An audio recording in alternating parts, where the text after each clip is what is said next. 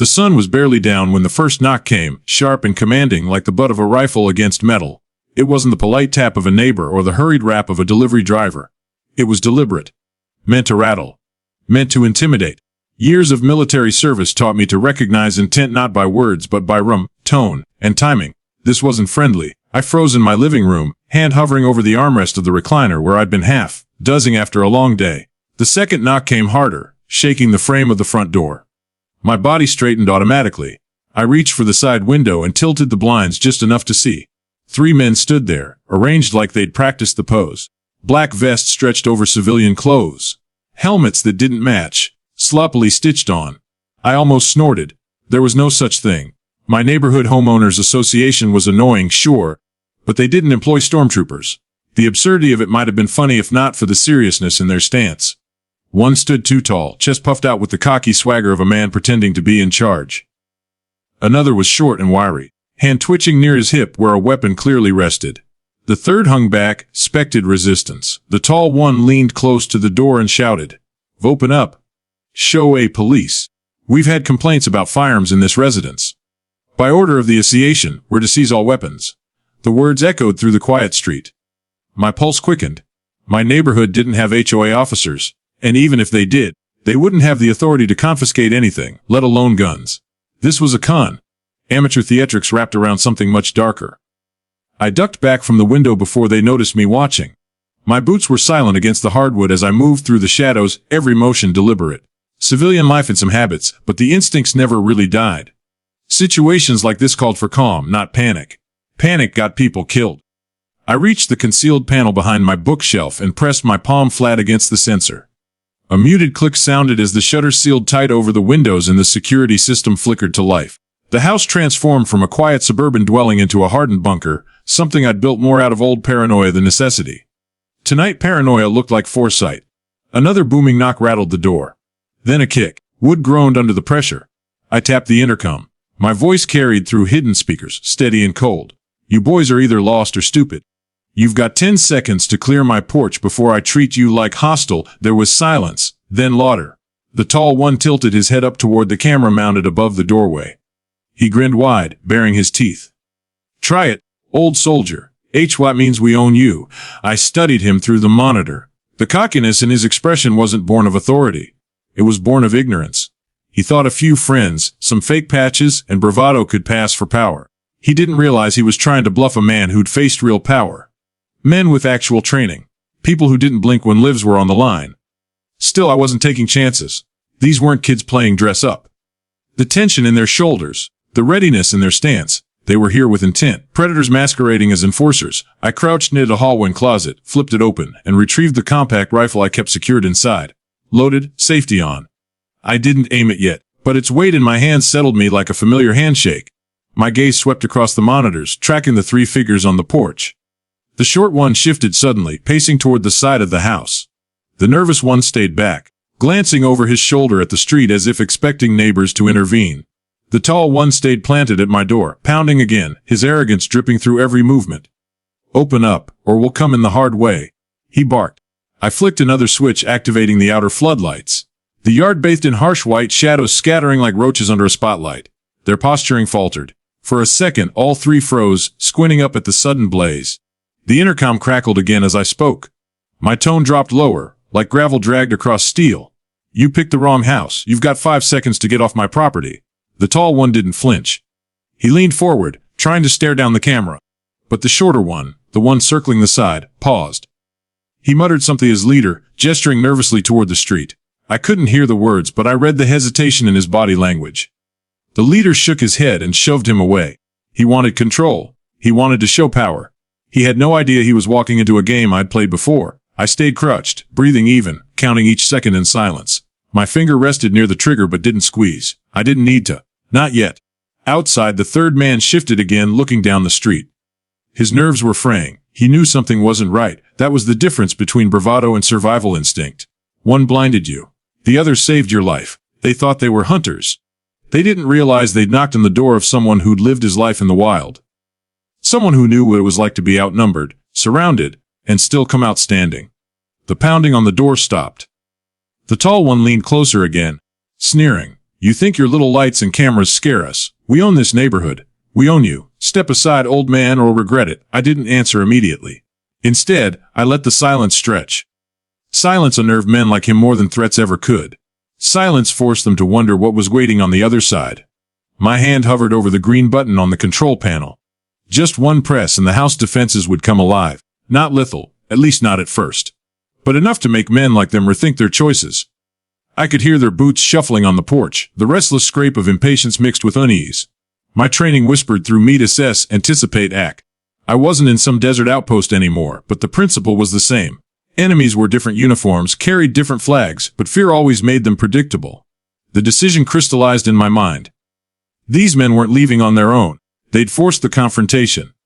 And if they thought they could intimidate me into surrendering what was mine, they were about to learn a hard lesson. I pressed the button. The instant I pressed the button, the quiet hum of the house transformed into a roar of controlled chaos. Floodlights erupted across the yard, washing the porch in white so bright the men staggered like they'd been blinded by the sun itself. Alarms shrieked. Sensors tripped, and the ground itself seemed to vibrate with the hidden machinery I'd wired years ago. I hadn't needed this system in a long time, but tonight it felt like every modification, every sleepless night soldering circuits and bolting reinforcements, had led to this moment. The short one swore, throwing an arm up to shield his eyes. He stumbled backward off the steps, nearly tripping on his own boots. The nervous man flinched hard, glancing left and right as if the entire neighborhood were waking to judge him. But the tall one, the leader, squinted into the glare, jaw tightening. He tried to stand firm, tried to project dominance, but the sweat beating at his temple betrayed the truth. I moved quietly through the side hall, rifle slung tight against my chest, goggles dropped into place. Night vision lenses turned the yard into green-tinted clarity, giving me every detail of their movements. My pulse was steady, not racing. This was muscle memory, the rhythm of years in places where hesitation meant death. The tall one barked something I'd catch over the alarms, then signaled to the short man.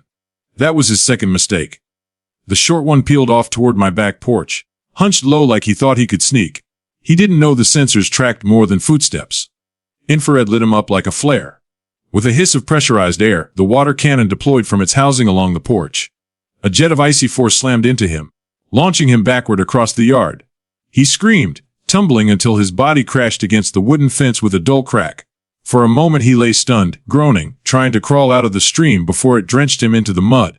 The cannon tracked him like a predator, unrelenting. The nervous one shouted, spinning toward the sound, but the tall one snapped at him, pointing toward the front door.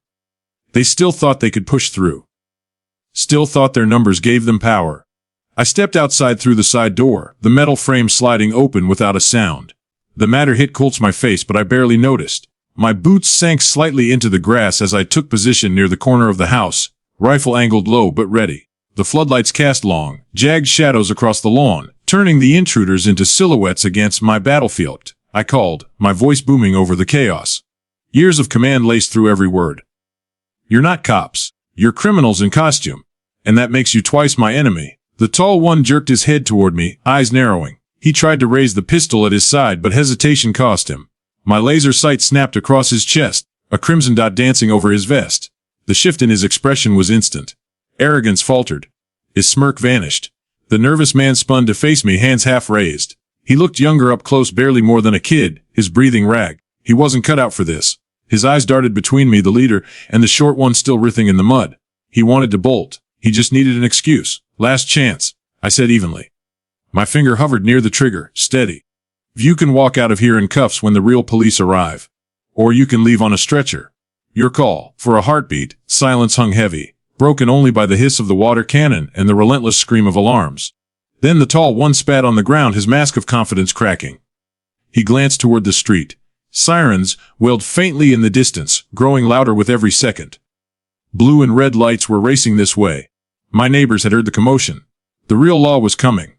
Panic flashed across the nervous man's face. He grabbed the tall one's arm, tugging hard. We gotta go. Now. His voice cracked, the first honest thing I'd heard from any of them. The tall one shoved him off, still glaring at me like a cornered animal. But his defiance didn't last. The siren swelled closer, drowning out his bravado. He looked back at the short one, who was crawling away from the mud, drenched and coughing. The leader's jaw clenched. Then, finally, he broke. He barked, shoving both of them toward the street. They ran. Not in formation, not in control, just ran. Boots slapping pavement, breaths ragged. Figures shrinking into the night as the sound of sirens closed in. Their patches, their fake vests, their flows authority scattered like dust in the wind. I stood in the yard, rifle still slung, watching them flee. My chest rose and fell slowly, controlled. The floodlights hummed overhead, casting me in stark relief against the dark. For the first time in years I felt that old presence again. That razor-sharp edge of command, the stillness that comes when danger finally passes. The alarms powered down one by one. The hiss of the water cannon ceased. Silence rolled back across the neighborhood, broken only by the approaching roar of engines. Red and blue lights painted the street as real squad cars pulled up, tires screeching against asphalt. When the officers spilled out, weapons drawn, they found me standing calm and steady at the corner of my yard, rifle pointed down, not a bead of sweat on my face. Hands where we can see them. One shouted, training his gun in my direction. I raised my free hand slowly, gesturing toward the street where the impostors had fled. My voice stayed flat. Your suspects just ran that way. Impersonating officers. Attempted armed intrusion. You'll want to be quick if you want to catch them. The lead officer exchanged a glance with his partner, then spoke into his radio, barking coordinates. More sirens screamed into the night as backup was called. Within minutes, the street was alive with flashing lights and neighbors peeking nervously from later reports, investigations, maybe even news coverage. But none of that mattered in the moment. What mattered was that my home was still mine. My weapons were still mine. My freedom remained intact. The officer lowered his weapon cautiously as he approached, his gaze flicking over the floodlights, the sealed shutters, the reinforced door. His expression shifted from suspicion to understanding. "You were ready for this," he said quietly, almost with respect. I met his eyes and gave the faintest nod. "You don't try to seize a soldier's weapons," I told him, voice low but certain. "Not in my house. Not ever." The words hung in the night as the chaos faded, as engines roared into the distance chasing shadows. The street returned to quiet suburbia, but inside me, the soldier never left.